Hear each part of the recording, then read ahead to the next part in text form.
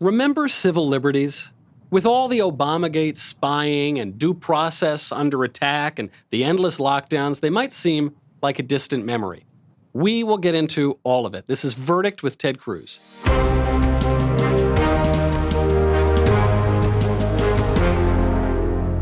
Welcome back to Verdict with Ted Cruz. I'm Michael Knowles. Senator, the last time that we spoke, the biggest story of the day was the exoneration of Michael Flynn, President Trump's first national security advisor.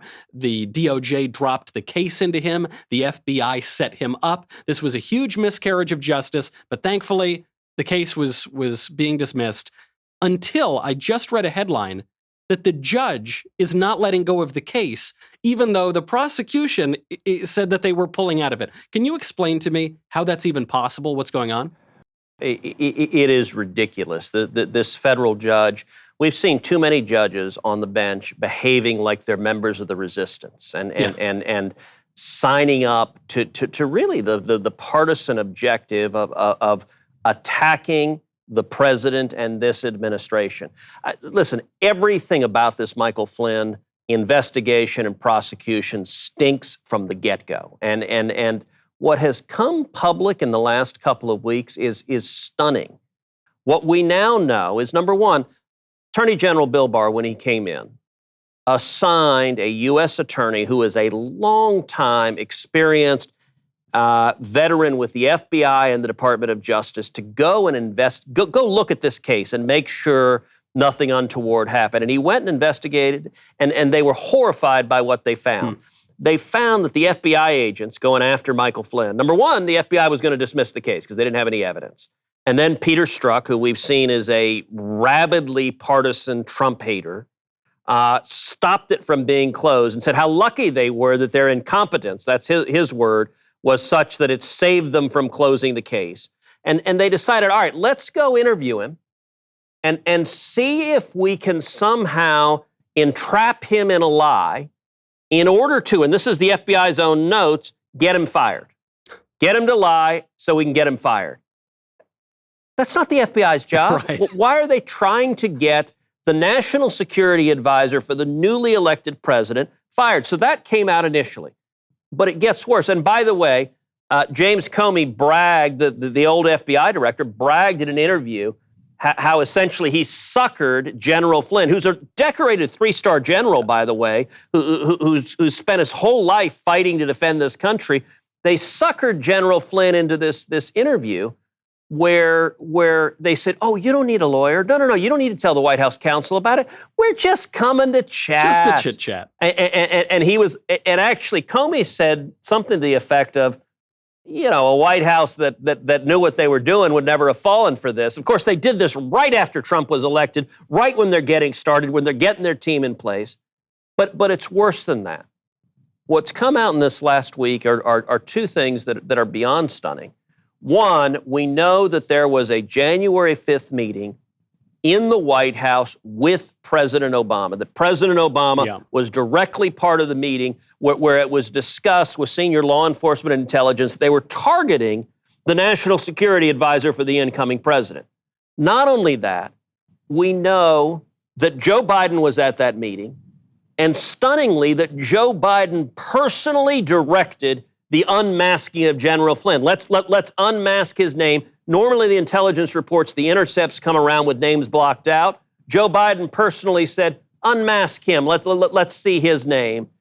And then on top of that, in the last week of the Obama administration, Susan Rice, the national security advisor, sent an email to herself and to the intelligence community saying, under the directions of President Obama, and she made this clear, this was coming from Barack Obama himself, you may not be able to share certain aspects of national security information concerning Russia with the incoming president. What in the hell? This has never happened in the history of our country, an outgoing administration launching a political investigation, a political persecution, and telling all of the deep state bureaucrats, when the new president comes in, he's not your president. You don't have to tell him what's going on. Just go after him, target him, entrap him, set him up. I mean, it was stunning, and in more than 2 centuries of our nation's history, I am not aware of any outgoing administration that ever so much as tried to do this to the new administration. It is wrong, it is offensive, it is grotesque. And so the Department of Justice came in and said, we shouldn't have brought this case. We don't have the evidence, let's dismiss it. Now, here's what happens when the prosecutor does that. The judge says, case dismissed. Right. Prosecutor's not going to prosecute you. The case is dismissed. But this judge apparently has strapped on his little pink hat, and he's decided he's part of the resistance. So number one, he issued this call to amici, to friends of the court. You guys tell me if this prosecution should continue, even though the prosecutors aren't prosecuting it. And then he appointed another judge, who happens to be a Democratic appointee as well, to go assess whether he should charge Michael Flynn with perjury. All right, well, let me give you a clue, Judge. You or your buddy who you've appointed don't charge anybody with anybody. Go read that document that you may have put away a long time ago. It's called the Constitution. There are 3 articles. Article 1, Article 2, and Article 3 that set up our Constitution. There's 7 altogether, but 3 that set up our government. You're in Article 3. You're the judiciary. It is the executive that charges. It is the judiciary that tries the case. And so this is grotesque. It is a violation of civil liberties. And of course, all the left-wing partisans don't care because they hate Trump. It is offensive. This is a very bizarre case. I'm glad you could lay that out, because I've had trouble trying to relate how the Michael Flynn part of it relates to this January 5th meeting, how it relates to Susan Rice and Barack Obama, and now Joe Biden, we've learned. This is being called Obamagate. The mainstream media are denying that Obamagate exists, just like they denied all the rest of Barack Obama's presidential scandals. You're saying this is possibly unprecedented. This is historic. This is an egregious abuse of power. I don't know of any history. There have been administrations that didn't like each other before, that shifted from one to the other. Yeah. But one of the hallmarks of our democratic system, of our constitutional republic, is the peaceful transition of power from one party to another. We're not a banana republic. We don't go try to prosecute those we disagree with because of political disagreements. We enforce the law regardless of party. That's what our tradition is. You know, the closest I can think of is when the Clinton administration was leaving and the George W. Bush administration came in. Well, we knew that the Clintons did steal the silverware from the White House residence, but that Some was of the furniture. That was uniquely characteristic of them. Yeah. But the outgoing Clinton White House staff, they did on a number of the keyboards in the White House, they pulled the letter W off of, and you know, it's George W. Bush, and that was sort of a juvenile prank. But they didn't unleash the Department of Justice and the FBI and the intelligence community to set up, to entrap, to prosecute, to target the incoming administration, the National Security Advisor, to unleash wiretaps on the incoming administration's campaign, to base it on a bogus dossier compiled by the opposing, by I guess the outgoing administration's own party, paid for by the DNC, paid for by Hillary Clinton. What a grotesque abuse of power. And let me tell you something. The Senate needs to do something about it. The Senate needs to have every one of these clowns that abuse their power brought in front of us and testify under oath. The entire array of them, the ones that were sitting in that White House. I'm talking James Comey, I'm talking Yates, I'm talking Susan Rice, I'm talking Joe Biden, I'm talking Barack Obama.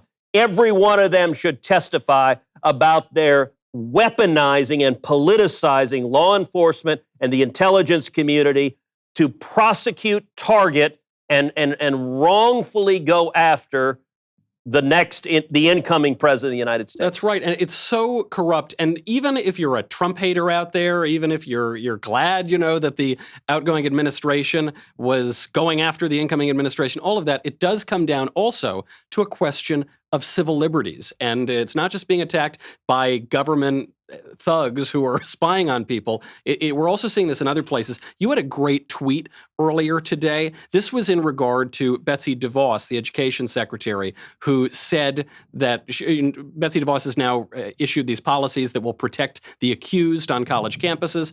But the ACLU is now going after Betsy DeVos for protecting civil liberties, even though the ACLU is supposed to be the American Civil Liberties Union. So you tweeted out, ACLU moves to delete the C and the L from their name. Hereafter, it shall be the ADPU, the American Democratic Party Union. They are for all criminal defendants, unless they're Republicans, and they are for all sexual assault victims, unless they are accusing Democrats. Can you just tell us a little bit about the Betsy DeVos decision, what that means on campus, and how on earth the ACLU now opposes civil liberties?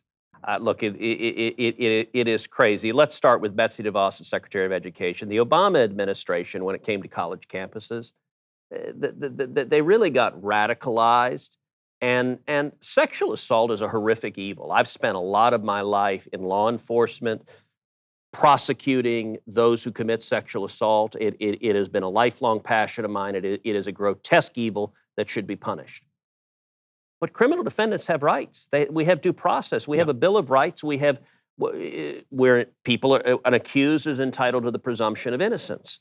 What the Obama Department of Education did is they used the federal education dollars to try to coerce, frankly, a bunch of radicals on campuses who were happy to do this anyway, into creating these star chambers where if there's an accusation of sexual assault, the accused is presumed guilty and has little or no rights, can't confront their accuser, can't even know what the charge is in some cases. I mean, it really is, it's Kafkaesque, where you have been charged. We will not inform you what the charge is. We will not inform you who's raising the allegations. You can't call witnesses in your defense because you don't know what you're charged with, but here are the consequences. Okay, that's not fair, that's not right, that's not just, but in the radical leftist world, it was politically expedient. The Department of Education said no. We're going to follow federal law, and that means we're not going to force colleges just to immediately summarily execute anyone who's facing an accusation. Instead, there should be a fair fact-finding proceeding that respects due process. Now, in any ordinary circumstance, you take the ACLU. ACLU, I disagree with a lot of the things they do, but they were formed to protect civil liberties, and in fact, to protect civil liberties of those who have been charged with something, those who have been accused with something. Many times they're guilty, and if they're guilty, they should be punished. But you're entitled to have due process protections. Here's the problem. The ACLU, like most of the left, Donald Trump has driven them nuts. I mean, they're in straitjackets, babbling like Bugs Bunny. I mean, they don't make any sense anymore. And so ACLU used to support all criminal defendants. Okay, I understand that. Sometimes I don't like it. If it's mass murders, they've taken it too far. But okay, that's at least a coherent position, is I'm going to support criminal defendants against government prosecution, defend their rights. ACLU isn't doing that anymore. Where is the ACLU on Michael Flynn? Right. Show me the ACLU coming in and saying, Judge, if the prosecution is dismissing the case, you can't become judge, prosecutor, and presumably executioner. I don't know if the judge is going to lock him in his own jail cell too. Like, any reasonably coherent ACLU would be standing alongside Michael Flynn, but God forbid he's a Republican and worked for Trump. Oh, no. ACLU's got nothing to do with it. On the flip side, they want a virtue signal on sexual assault. Where's the ACLU on the allegations against Joe Biden? I don't recall the ACLU. And by the way, you remember the sitting lieutenant governor of Virginia? That's who right. had pretty serious allegations of rape against him, but he's a Democrat. Of course you've forgotten him. Has any media outlet covered that? For 6 months it's disappeared. Why? Right. Because he's a Democrat. Where's the ACLU on that? And so it is at this point so shamelessly partisan that it ought to be possible to defend principles, defend the Constitution, defend the Bill of Rights with coherency and and fairness. Look, when there's a sexual assault allegation, I believe the alleged victim should be treated with respect, should be listened to, the allegation should be treated seriously, but it still depends on the evidence. The accused deserves a presumption of innocence, and you should look to the facts. That's actually a fair and neutral way to apply it. It's not the way these hardcore lefty partisans are treating it. That's right. We have kangaroo courts on college campuses that are trampling over the due process rights of the accused, and that for some reason these panels of professors are dealing with one of the most serious crimes you can commit. Not our criminal justice system, but for some reason these random professors and deans. You got the kangaroo courts there. You got the kangaroo courts at the federal level now trying to continue the persecution of Michael Flynn. We're looking around. We're saying, what happened to our civil liberties? And I think for most Americans, the way it really affects our lives is we were told 15 days to slow the spread. We're going to give up some of our civil liberties because obviously there's this epidemic going around and we want to keep everybody safe. Now, I think a lot of states are being very reasonable about this, reacting to evidence. Some states, some cities are becoming downright arbitrary in their power grabs. They're saying that these power grabs are going to go on indefinitely. Have those places just simply lost our civil liberties? Let me make 2 points. One on sexual assault and then one more generally on individual liberty and civil liberties. Yeah. On sexual assault, look, I have argued and won numerous cases dealing with prosecuting and in some cases seeking the death penalty for child rapists and those who committed sexual assault. I think it needs to be punished very seriously. I've also been leading the fight, along with New York Democrat Kirsten Gillibrand, to change the way sexual assault is prosecuted in the military. The military, unfortunately, has been a long problem where the charging decisions right now are made by the commanding officer. And the problem is you get conflicts of interest and victims of sexual assault in the military don't feel confident to come forward with those allegations. So I've long been an advocate of changing the charging decisions from the commanding officer to a military career prosecutor. So keeping it within the military, but not in the immediate change of command, so the prosecutor can fairly evaluate the evidence, be credible, and decide whether or not there's sufficient evidence to charge sexual assault. The reason I bring that up is all of the virtue signaling lefties. For 8 years, Barack Obama was president. He could have changed it any day. He could have changed how sexual assault in the military is prosecuted, and Barack Obama for 8 years refused to do it. That actually would make a difference, and it needs to be done. So your second point about individual liberties. We're seeing,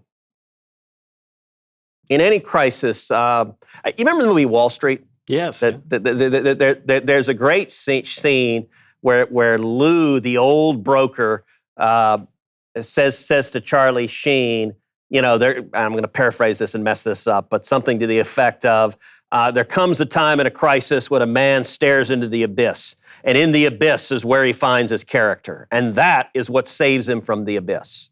That's close to it. It's a good rendition. Look, in a time of crisis, you see someone's character. Yeah. And we are seeing the character of these petty authoritarian tyrants who are running around stripping away civil liberties.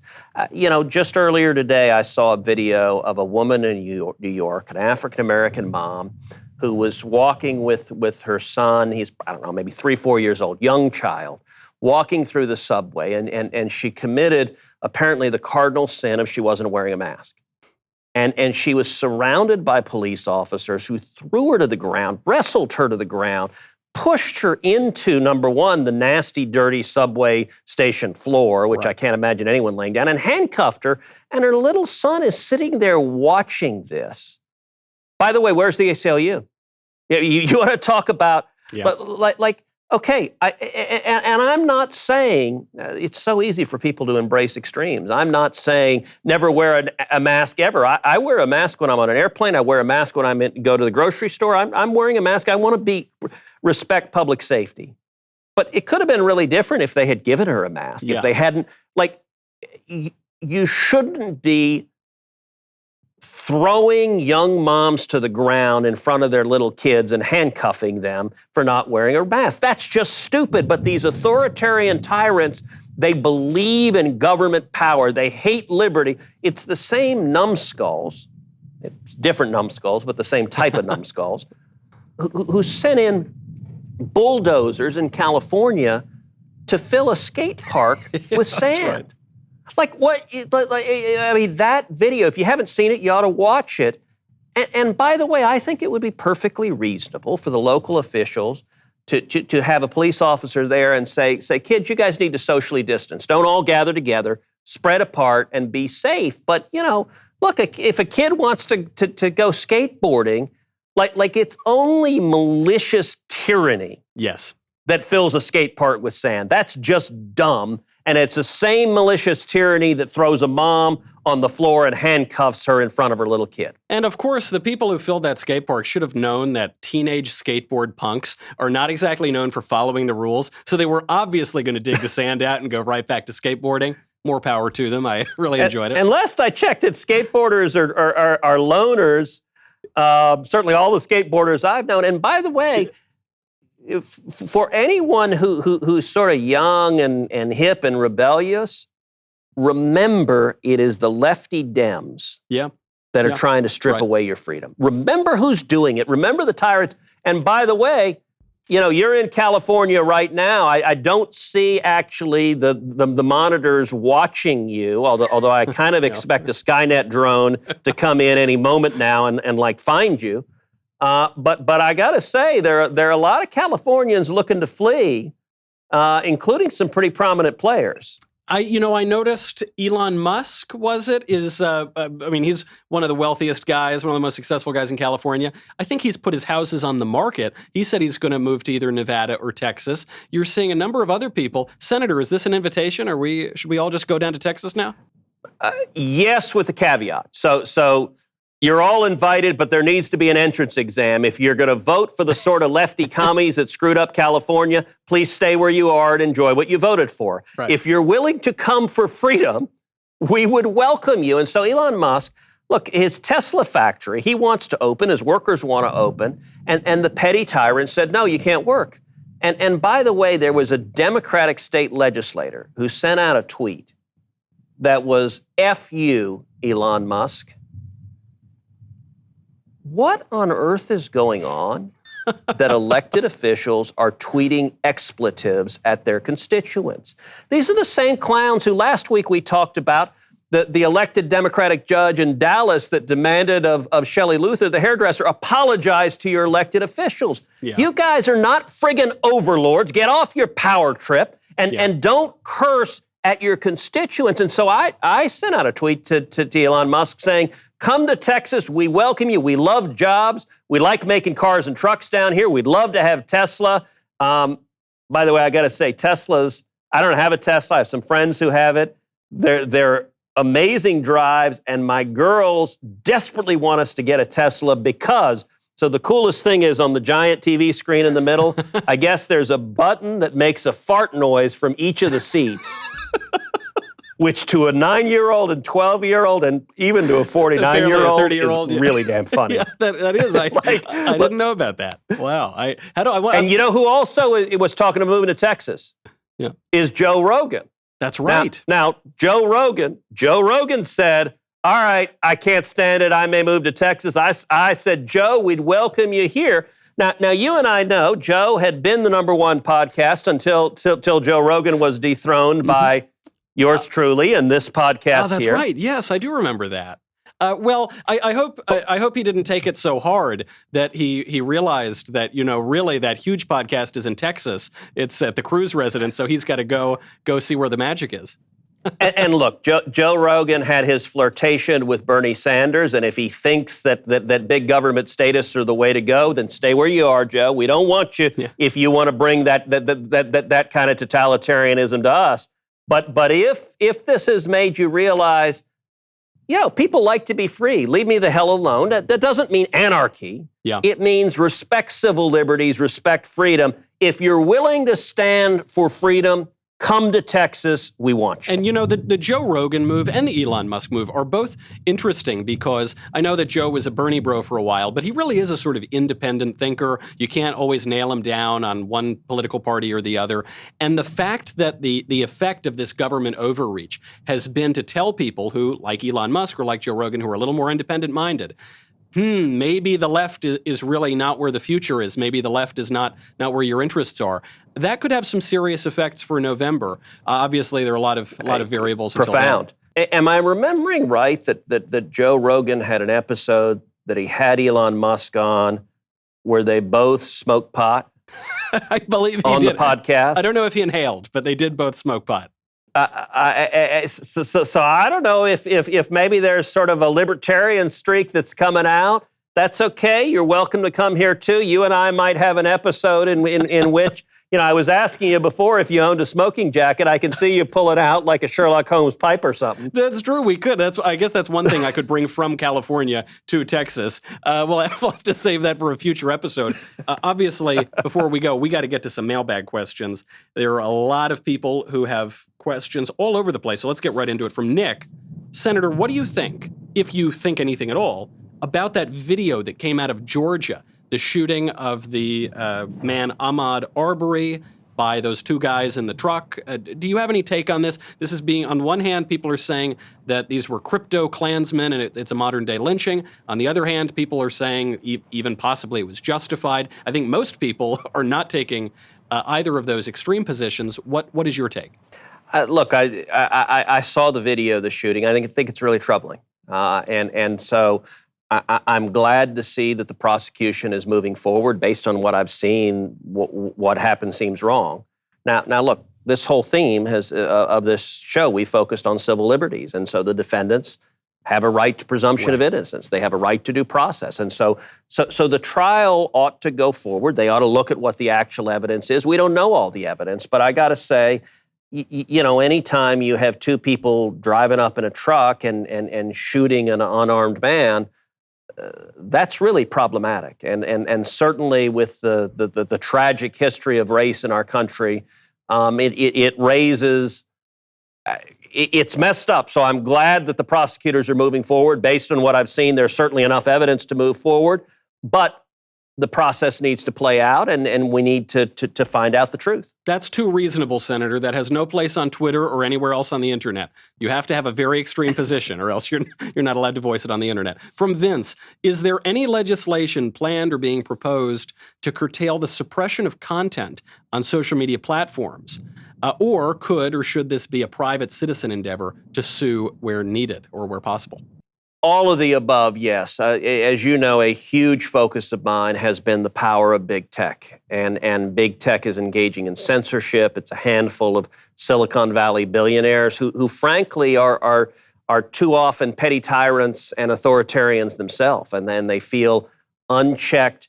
I chaired a hearing a number of months ago on censorship of big tech, where we put up an internal PowerPoint from Google. And it was entitled The Good Censor. And by the way, that's Google's own term. That's not my term. That's how they entitled it. And they described how the internet used to believe in laissez-faire free speech. Yeah.